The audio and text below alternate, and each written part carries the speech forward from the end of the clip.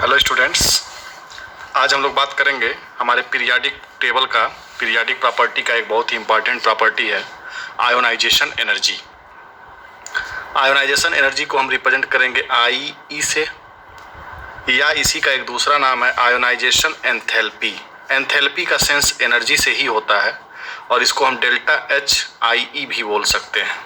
तो ionization energy या ionisation enthalpy क्या होती है, सबसे पहले हम इस पे डिस्कस करते हैं। चलिए, मान लीजिए मैंने एक एटम ले लिया, एटम, लेकिन इसके साथ एक कंडीशन है कि यह एटम आइसोलेटेड होना चाहिए, ठीक, और यह एटम गैसियस स्टेट में होना चाहिए डिफिनीशन के लिए। ठीक है, दो कंडीशन है, एक ऐसा एटम जो आइसोलेटेड लिया गया और गैसियस स्टेट में लिया गया है। ठीक है, तो देखो, आइसोलेटेड का मतलब ये होता है कि यह सिंगल एटम होना चाहिए, ये किसी के साथ कनेक्टेड ना हो। और गैसियस तो आप समझ ही रहे हैं कि कोई भी एटम अगर सिंगल एटम में कन्वर्ट कर दिया जाएगा तो सिंगल एटम हमेशा गैसियस में ही पाया जाएगा, क्योंकि सॉलिड होने के लिए कई एटम का आपस में कनेक्ट होना जरूरी है। तो किसी भी आइसोलेटेड गैसियस एटम से अंतिम इलेक्ट्रॉन को, उसके लास्ट इलेक्ट्रॉन को निकालने के लिए जितने एनर्जी की ज़रूरत पड़ती है, जितने एनर्जी की आवश्यकता होती है, जो एनर्जी नेसेसरी होता है, ठीक है, उसी एनर्जी को हम बोलते हैं आयोनाइजेशन एनर्जी। यानी कि मैं ये बोल दूं कि इस आइसोलेटेड गैसियस एटम को मैं ले लिया तो ये इसका न्यूक्लियस है। मान लो ये अंतिम इलेक्ट्रॉन है, लास्ट इलेक्ट्रॉन। मैंने यहाँ पे एटम को एनर्जी सप्लाई किया और यहाँ से इलेक्ट्रॉन इजेक्ट हो गया, बाहर निकल गया। ठीक है, तो एनर्जी सप्लाई जो किया, यहाँ से एनर्जी दिया और एटम से इलेक्ट्रॉन लास्ट वाला निकल गया, पहला इलेक्ट्रॉन, लास्ट का पहला इलेक्ट्रॉन। ठीक है, तो इस एटम को निकालने में जो एनर्जी लगी उसी को बोलते हैं कि इस एनर्जी ने इस एटम को आयोनाइज कर दिया। आयोनाइज कर दिया मतलब उसको आयन में चेंज कर दिया। और ये किस आयन में चेंज होगा? तो ए से अगर एक एटम निकल गया, एक इलेक्ट्रॉन निकल गया, तो ये हो जाएगा ए प्लस। ठीक है, तो पहला इलेक्ट्रॉन निकालने के लिए हमने क्या दिया इसको? Ionisation energy. इसी एनर्जी को हम क्या बोल देंगे? Ionization energy. चूंकि पहला इलेक्ट्रॉन निकालने के लिए हमने आयन एनर्जी दिया है, इसलिए इसको IE1 बोल सकते हैं। ठीक है, जब ये आयन बनता है तो ये भी क्या होगा? आइसोलेटेड ही होगा, क्योंकि हमने बनाया किससे है? आइसोलेटेड से। आइसोलेटेड ही होगा और साथ ही साथ ये भी गैसियस ही होगा। तो बाय डिफिनीशन हम कह सकते हैं कि energy required to eject an electron from an isolated gaseous atom is called ionization energy। अब ध्यान से देखिएगा, एनर्जी चूंकि रिक्वायर्ड है, तो जब हम एनर्जी को सप्लाई करते हैं तो उस वक्त उस पूरे प्रोसेस के लिए जो डेल्टा एच आता है वो हमेशा क्या होता है? पॉजिटिव। यानी कि प्रोसेस क्या होता है? इंडोथर्मिक। ठीक है, तो यह एक तरह का इंडोथर्मिक प्रोसेस है जिसमें हम एनर्जी को सप्लाई करते हैं, तब जा करके जितनी एनर्जी सप्लाई की गई है वही क्या है? हमारा डेल्टा एच है। ठीक है, इसको हम एक दूसरे तरीके से भी समझ सकते हैं कि जब हमने आइसोलेटेड गैसियस एटम लिया और इसको हमने ए प्लस में चेंज कर दिया, ये भी गैसियस है, ये भी गैसियस है।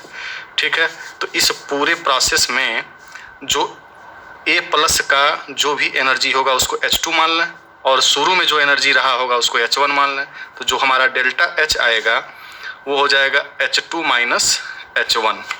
ठीक है, अब आप देख सकते हैं कि A से A प्लस तब बना जब हमने क्या किया? आयोनाइजेशन एनर्जी इसको सप्लाई की। ठीक है, या एनर्जी इसको हमने दिया, तो एनर्जी ले करके यह A प्लस में गया है, इसका मतलब फाइनल एनर्जी यानी कि H2 will be greater than H1। यानी कि हम बोल सकते हैं कि यहाँ पर जो हमारा H2 है वो हमेशा ज़्यादा है किससे? H1 से। ठीक, तो अगर H2 ज़्यादा होगा H1 से तो हमारा डेल्टा H क्या आ जाने वाला है? इसको हम बोल देंगे कि दिस इज पॉजिटिव। ठीक है, तो आयोनाइजेशन एनर्जी या डेल्टा HIE इसी को बोल देते हैं, that is called energy required to remove an electron from an isolated gaseous atom. This is the definition.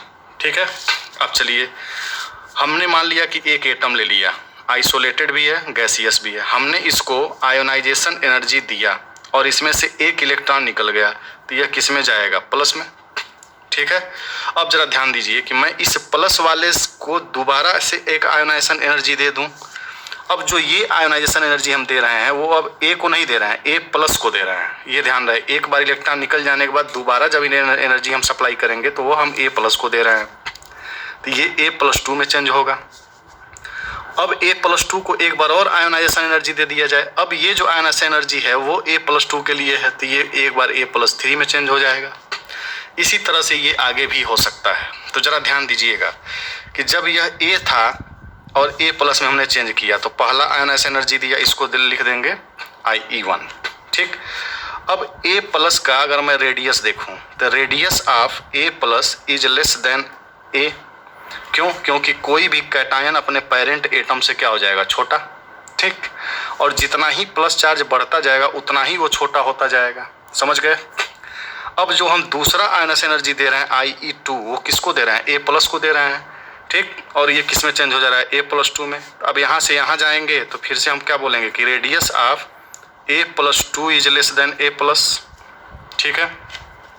तीसरा आयोनाइजेशन एनर्जी हम दे रहे हैं तो ए प्लस थ्री बन रहा है, तो हम यहाँ पर इसके लिए बोल सकते हैं कि radius of A plus three is less than A plus two, ठीक है। अब ध्यान से देखेंगे, जरा देखिए, IE1 का मतलब ये हुआ कि एटम से आपने पहला इलेक्ट्रॉन निकाला, IE2 का मतलब हुआ कि एक इलेक्ट्रॉन ऑलरेडी आप निकाल चुके थे, तब आपने दूसरा इलेक्ट्रॉन निकाला, यानी कि एक इलेक्ट्रॉन ऑलरेडी निकाल करके इसको प्लस कर दिया था।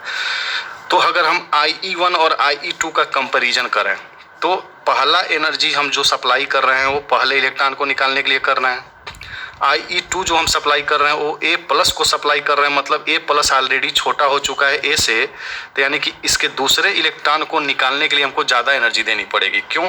क्योंकि अगर मान लीजिए पहला एटम था जिससे हमने इलेक्ट्रॉन निकाला वो इतना बड़ा था, जैसे ही इसको आयोनाइजेशन एनर्जी देंगे और ये प्लस में चेंज होगा तो ये छोटा हो गया। छोटा होने का मतलब ये हुआ कि अब इसके लास्ट इलेक्ट्रॉन और न्यूक्लियस के बीच का डिस्टेंस कम हो चुका है, यानी न्यूक्लियस का फोर्स ऑफ अट्रैक्शन इस लास्ट इलेक्ट्रॉन पे ज़्यादा है।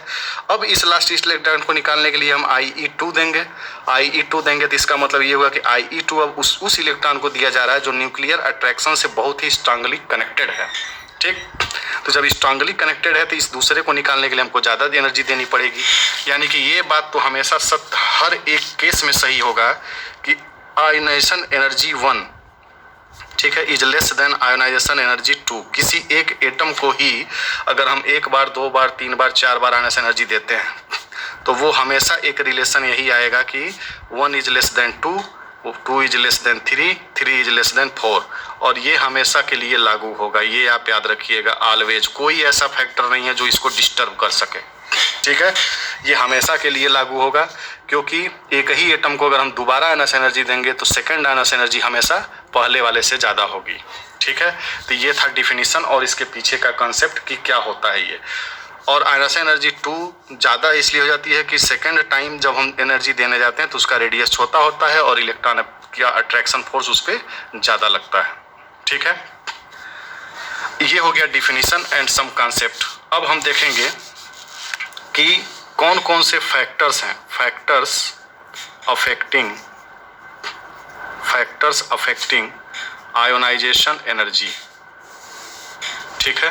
कौन कौन से फैक्टर हैं जो आयोनाइजेशन एनर्जी को कम कर सकते हैं या ज़्यादा कर सकते हैं। चलिए, अभी अभी आपने देखा जैसे ही साइज छोटी हो रही थी ए प्लस की तो आयोनाइजेशन एनर्जी ज़्यादा हो जा रहा था 1 से, ठीक है, क्योंकि दोबारा जब देने जा रहे हैं तो हम उसकी साइज ऑलरेडी छोटी हो चुकी है। जब तीसरा आयोनाइजेशन एनर्जी देंगे, तीसरा वाला, तो वो ए प्लस 2 को देंगे तो +2 इज स्मॉलर देन +1, तो इसका मतलब कि जो +2 वाला को +2 से इलेक्ट्रॉन निकालना ज़्यादा डिफिकल्ट होगा तो 3 वाला ज़्यादा होगा इससे।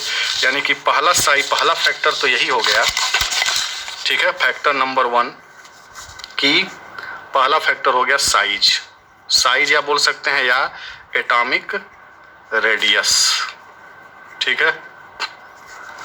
आप ये पहला फैक्टर बोल सकते हैं, यानी कि जो रेडियस होता है that is inversely proportional to ionization energy. Radius अगर छोटा होगा, यानी एटम अगर छोटा है, एक बड़ा एटम है और एक छोटा एटम है, तो छोटे एटम का जो अंतिम इलेक्ट्रॉन होगा वो न्यूक्लियस के ज़्यादा नज़दीक होगा, तो इस पर पहले से ही फोर्स ज़्यादा है। अब इसको निकालने के लिए हमको ज़्यादा एनर्जी सप्लाई करनी पड़ेगी, तो जिसका छोटा रेडियस होगा उसका आयोनाइजेशन एनर्जी अधिक हो जाएगा। यानी कि हम बोल सकते हैं कि आयोनाइजेशन एनर्जी अगर ज़्यादा है तो इसका मतलब रेडियस छोटा है, रेडियस छोटा है मतलब आयोनाइजेशन एनर्जी ज़्यादा है। दूसरा फैक्टर क्या होता है, वो होता है effective nuclear charge. Effective nuclear charge. ठीक है, इफेक्टिव न्यूक्लियर चार्ज एक तरह से रिप्रेजेंट करता है कि अंतिम इलेक्ट्रॉन पे अट्रैक्शन ज़्यादा है कि कम है। तो इफेक्टिव न्यूक्लियर चार्ज को हम रिप्रेजेंट करते हैं जेड इफेक्टिव से। ये सारी बातें मैं आपको पहले से बता चुका हूँ। स्लेटर रूल से इफेक्टिव न्यूक्लियर चार्ज को कैसे कैलकुलेट करते हैं और ये क्या होता है, शिल्डिंग इफेक्ट क्या होता है, इन सारी बातों को मैं बता चुका हूँ क्लासरूम में। और एक दिन मैं इस पर भी वीडियो बना के आपको दे दूंगा कि ये कैसे होता है। ठीक, इफेक्टिव न्यूक्लियर चार्ज अगर ज़्यादा होगा तो अंतिम इलेक्ट्रॉन पे अट्रैक्शन ज़्यादा होगा, अंतिम इलेक्ट्रॉन पर अट्रैक्शन ज़्यादा होगा तो आयनाइजेशन एनर्जी ज़्यादा होगा। इसका मतलब सीधा रिलेशन दिख रहा है कि effective nuclear charge is directly proportional to ionization energy. ठीक, तीसरा फैक्टर है आपका, वो है शिल्डिंग इफेक्ट। ये सब बहुत ही ज़्यादा इंपॉर्टेंट है, शिल्डिंग इफेक्ट। ठीक है, शिल्डिंग इफेक्ट का मतलब ये है कि जैसे मान लीजिए कि ये न्यूक्लियस है और ये सबसे लास्ट इलेक्ट्रॉन है। इस लास्ट इलेक्ट्रॉन को ये न्यूक्लियस अपनी तरफ खींचना चाहता है, लेकिन मान लीजिए अंदर वाले सेल में भी कोई इलेक्ट्रॉन है तो ये इलेक्ट्रॉन इसको रिपल्सन देगा।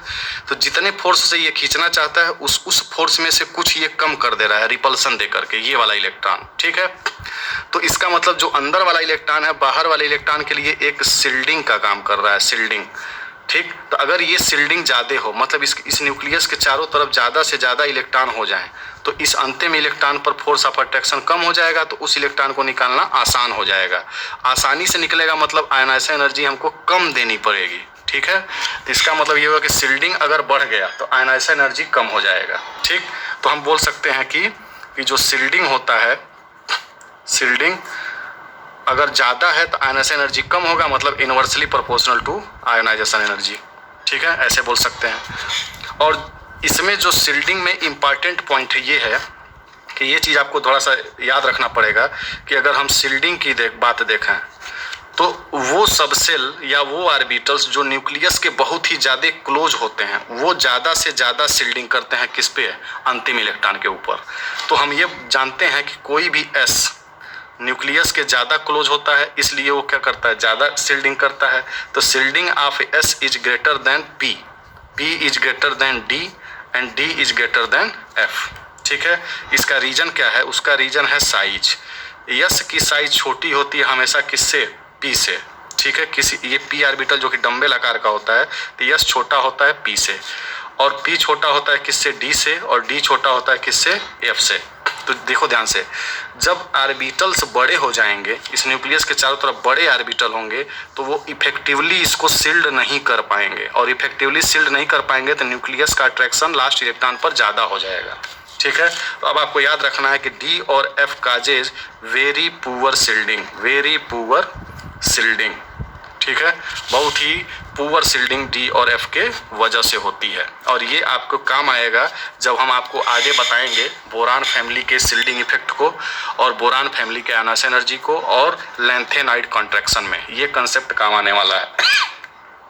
ठीक है, तो आप ये ध्यान रखेंगे कि एस और पी की शिल्डिंग ज़्यादा होती है as compare to D and F की। डी और एफ बहुत ही पुअर शिल्डिंग करते हैं, और रीजन होता है कि due to large size are.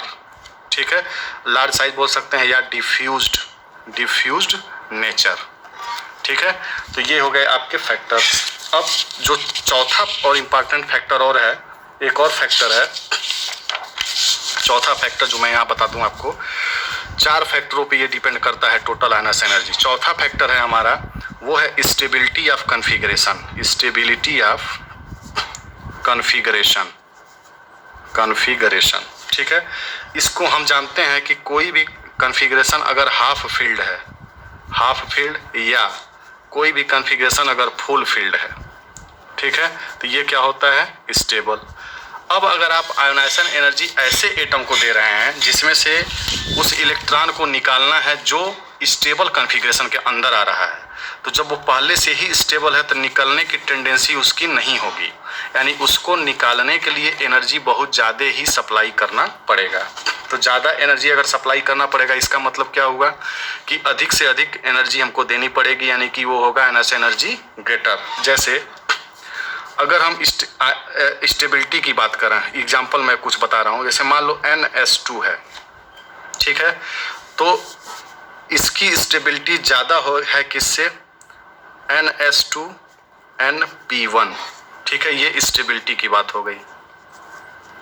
जरा ध्यान से देखिएगा, अगर हम ऐसे इलेक्ट्रॉन को निकालने जा रहे हैं जो s में है और वो पूरा भरा हुआ है, ठीक, तो इस इलेक्ट्रॉन को निकालने में हमको इसमें से एक इलेक्ट्रॉन को निकालने में ज़्यादा एनर्जी देनी पड़ेगी, यानी कि यहाँ पर जो आयनाशन एनर्जी होगा वो ज़्यादा होगा। और इसमें अगर हम जाएँ तो अंतिम इलेक्ट्रॉन p में है, इसमें से एक ही निकालना है और p में मैक्सिमम 6 हो सकते हैं, तो 6 का आधा क्या होता है 3, ठीक। तो ये ना तो हाफ फील्ड है ना तो फुल फील्ड है, यानी कि यहाँ पर जो आयनाशन एनर्जी होगा उससे ज़्यादा आयनाशन एनर्जी यहाँ देना पड़ेगा, ठीक है। उसी तरह से अगर कोई कॉन्फ़िगरेशन Np3 है और एक है Np4, ठीक, तो Np3 अब देखेंगे कि ये क्या है हाफ फील्ड और ये क्या है more than half field and less than full field. तो हम बोल सकते हैं कि यहाँ से इलेक्ट्रॉन को निकालने के लिए हमको ज़्यादा एनर्जी देना पड़ेगा एज कम्पेयर टू Np4 से। उसी तरह से अगर Np6 हो, ये फुल फील्ड है, तो यहाँ पर ज़्यादा एनर्जी देना पड़ेगा as compare to Np5 and others, ठीक है। तो इस तरह से हम ये देखेंगे, जैसे इसका एक एग्जांपल ले लेते हैं समझने के लिए। जैसे अगर मैं कहूँ कि नाइट्रोजन को मैंने आयनाशन एनर्जी दिया और N+ में चेंज किया, ठीक है, इसको दे दिया आयनाशन एनर्जी ऑफ नाइट्रोजन, और मैं ऑक्सीजन को आयनाशन एनर्जी दे रहा हूँ और इसको O+ में चेंज कर रहा हूँ, तो इसको नाम दे दिया आयनाशन एनर्जी ऑफ ऑक्सीजन, ठीक है। और मैं बोल दूँ कि ionization energy of nitrogen is greater than ionization energy of oxygen, तो ये करेक्ट स्टेटमेंट होगा। रीजन क्या है कि अगर नाइट्रोजन का कॉन्फ़िगरेशन लिखें तो ये होता है 2s2 2p3 और ऑक्सीजन का लिखें तो 2s2 2p4, ठीक। अब हम जो पहला इलेक्ट्रॉन निकालने जा रहे हैं तो आयनाशन एनर्जी 1 यहाँ भी लिखेंगे और आयनाशन एनर्जी 1 यहाँ भी लिखेंगे। जो पहला इलेक्ट्रॉन नाइट्रोजन से निकलेगा वो सबसे लास्ट इलेक्ट्रॉन किस में पाया जाएगा 2p3 में, ठीक है। तो p3 है, ये टोटल कॉन्फ़िगरेशन क्या है स्टेबल, और यहाँ पर ये है हाफ फील्ड इसलिए स्टेबल, ये है हाफ फील्ड नहीं है इसलिए ये अनस्टेबल। तो यहाँ से एनर्जी, यहाँ पर ज़्यादा एनर्जी देनी पड़ेगी किस क्या करने के लिए इलेक्ट्रॉन को निकालने के लिए। तो हम बोलेंगे कि जो आयनाशन एनर्जी नाइट्रोजन का है वो ज़्यादा होगा किससे ऑक्सीजन से, क्योंकि यहाँ पे हाफ फील्ड है और ये हाफ फील्ड नहीं है, ना ही ये फुल फील्ड है, ठीक है। तो ये 4 फैक्टर होते हैं और ये बेसिक कंसेप्ट है। इन 4 फैक्टरों पर ही हम आयनाशन एनर्जी में आगे बात करेंगे, ठीक है। Thank you.